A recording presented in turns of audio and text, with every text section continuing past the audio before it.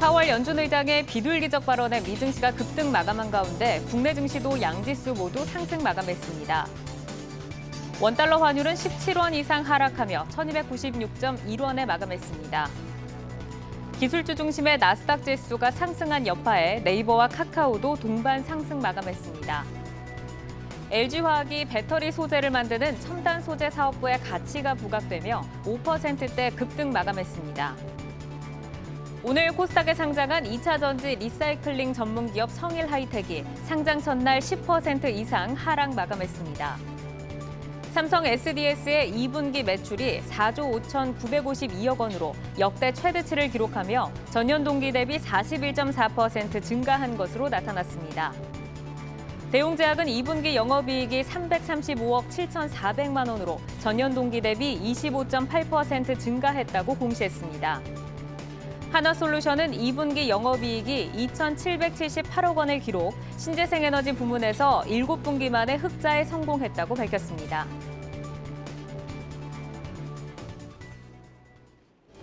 내일 여는 성공투자 습관 투데이 한경 코리아마켓. 오늘 장 마무리하면서 내일을 위한 성공투자 힘차게 열어보겠습니다.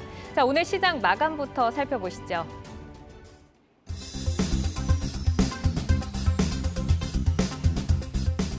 예상했던 대로 미 FOMC에서는 자이언트 스텝 75bp 인상을 단행을 했습니다. 그리고 파월 의장은 9월도 자이언트 스텝의 가능성은 있지만 금리 속도 조절이 필요하다. 경기는 침체에 빠지지 않았고 둔화됐을 뿐이라고 비둘기파적 의견을 덧붙였습니다.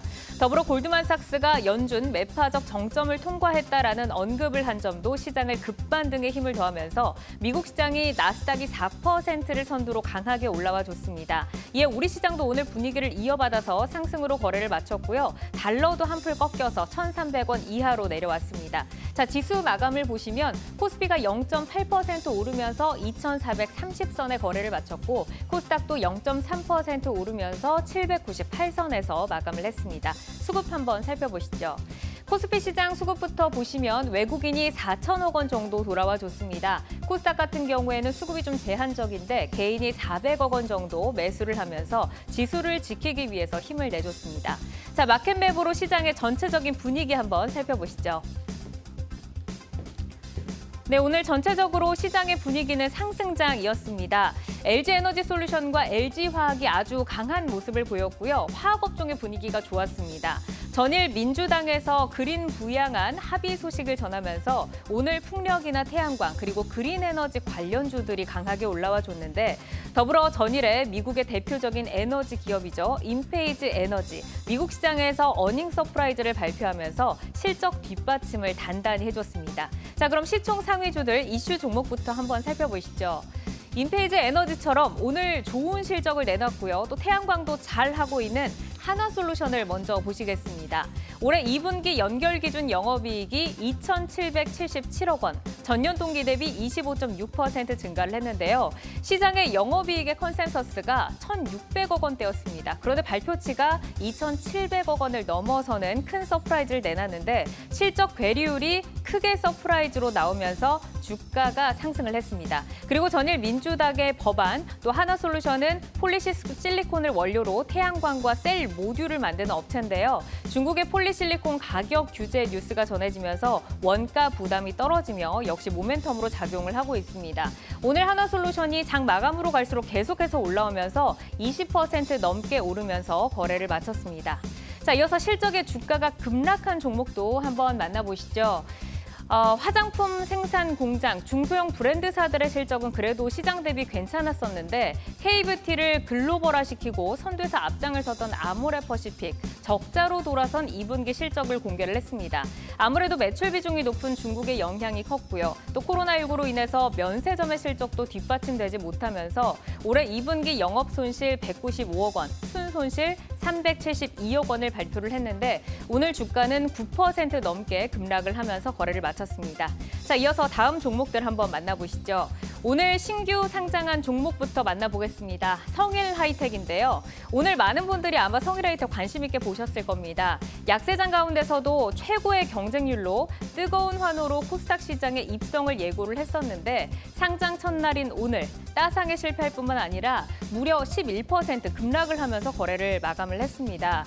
성일하이텍은 기관 투자가 대상 수요 예측에서 역대 최고 수준의 경쟁률인 2,269.7대 1을 기록을 했고요. 또 일반 청약에서도 증거금 20조 원을 넘기면서 LG에너지솔루션 이후로 가장 많은 공모 자금을 유치한 바 있었는데 오늘 좀 아쉽게 거래를 마쳤습니다. 성일하이텍 관련해서는 이슈 콕톡에서 잠시 후에 얘기를 이어서 나눠보겠습니다. 자, 이어서 포스코케미칼도 보시죠. 오늘 13.8조 원 규모의 양극재 공급 계약 공시를 내놨습니다. 2023년부터 25년까지 약 3년간 LG에너지솔루션과 GM의 조인트 벤처인 GM 얼티엄셀즈에 공급을 하는데요. 매출 대비 692%, 기간을 감안한 매출 비중이 230%를 넘어섰고 포스코케미칼의 시총이 9조 2천억 규모인데 이 계약금이 시총을 넘어서는 14조에 가까운 금액인지라 시장은 뜨겁게 반응을 했습니다. 오늘 포스코케미칼 16% 넘게 급등하면서 거래 마쳤습니다. 여기까지 시장 마감 정리해드리겠습니다.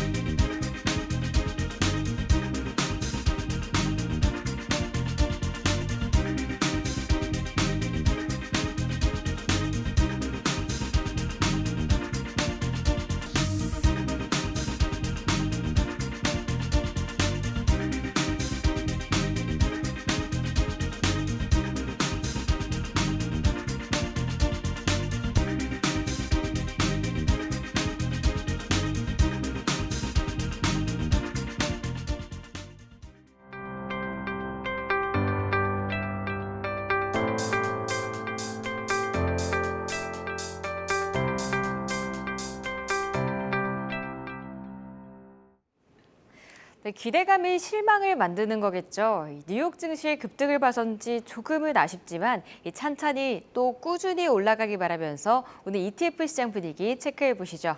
강했던 쪽부터 볼까요? 바로 코덱스 은선물 환해지와 타이거 원유 선물 이넨스드 환해지, 코덱스 에너지화학이 상승을 보였습니다.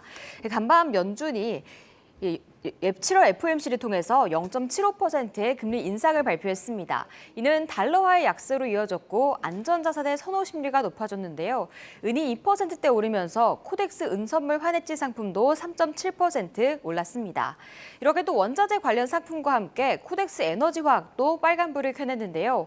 오늘 LG화학은 양극재 중심의 성장세가 지속될 것이란 평가 속에 5%의 강한 상승을 보였고요. 이 하나솔루션도 2분기 태양광 부분 흑자 전환으로 분기 최대 실적에 달성을 했다고 발표하면서 20% 급등 보였습니다. 이에 이 상품의 상승을 이끌었습니다.